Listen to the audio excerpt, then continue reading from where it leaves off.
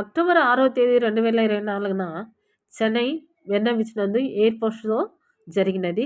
దీనికి వేల కాదు లక్ష కొలది ప్రజలు పాల్గొన్నారు. ఈ లక్ష కొలది ప్రజలు కూడా సెంట్రల్ రైల్వే స్టేషన్ నుంచి కాలినడకతో బీచ్ వరకు చేరుకున్నారు. ఎందుకంటే ఆటోలు లేదు, ఏం లేదు, జనాలే మొత్తం రోడ్డు పైన. ఎక్కడ కూడా వాహనాలు నడపడానికి కుదరదన్నమాట. అట్లా రోడ్ అంతా కిక్కిరిసింది. పెద్ద మహోత్సవం లాగా అందరూ జనాలు తరలి వచ్చారు మెన్నా బీచ్కి. సెంట్రల్ టు మెన్నా బీచ్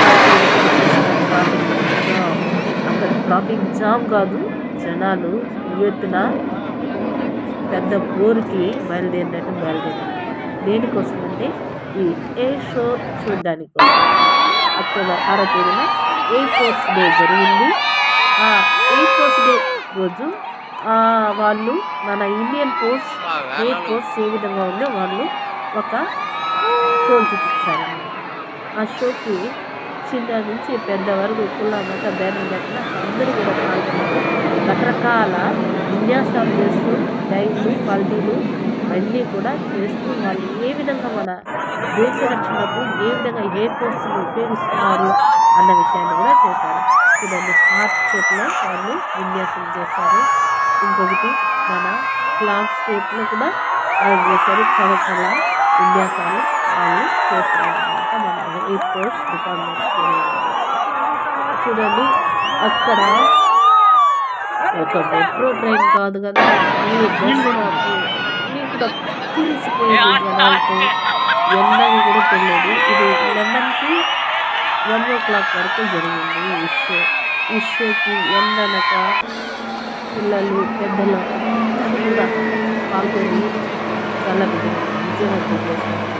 ఈ షోని మన ఇండియాలో జరిగిన ఈ షోని గిన్నిస్ రికార్డ్ చేయడానికి కూడా చేస్తున్నారు. దాదాపు 20 లక్షల మంది పైన, 20 లక్షలు కాదు కదా, ఇంకా ఎక్కువ మంది పాల్గొన్నారు ఈ షోకి. చాలామంది పాల్గొన్నారు. చాలా అద్భుతంగా ఉంది. అందరూ చూసింటారు. చాలా అనిపిస్తుంది. చుట్టుప్రక్కల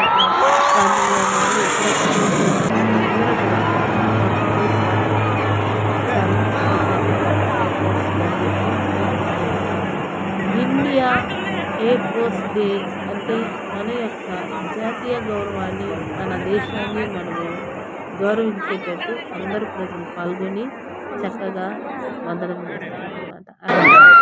జాతీయ విన్యాసాలు చేస్తూ వాళ్ళు ఉపయోగించారన్నమాట. చూడండి, రకరకాల ఫ్లైట్ అంటే రాకెట్ బాంబులతో అవి బాంబులతో ఎలా షో చేస్తున్నారో చూడండి. చాలా చాలా అద్భుతంగా ఉంది.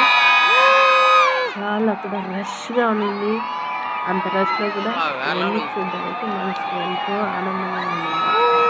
చూడండి, చిన్న పసిపిల్లల నుంచి పెద్దల వరకు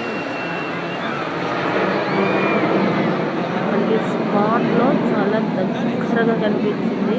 మేమైతే అక్కడ జనాలు ఎక్కువైపోయినారు, దగ్గరికి చేరుకోలేము.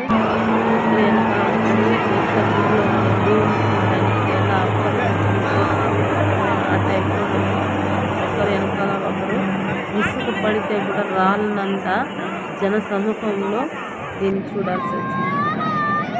మేము తీసుకున్న కొన్ని చిన్న చిన్న వీడియోలు మీకు షేర్ చేస్తున్నాను. మీరు కూడా చూడండి. నేనైతే ఎండ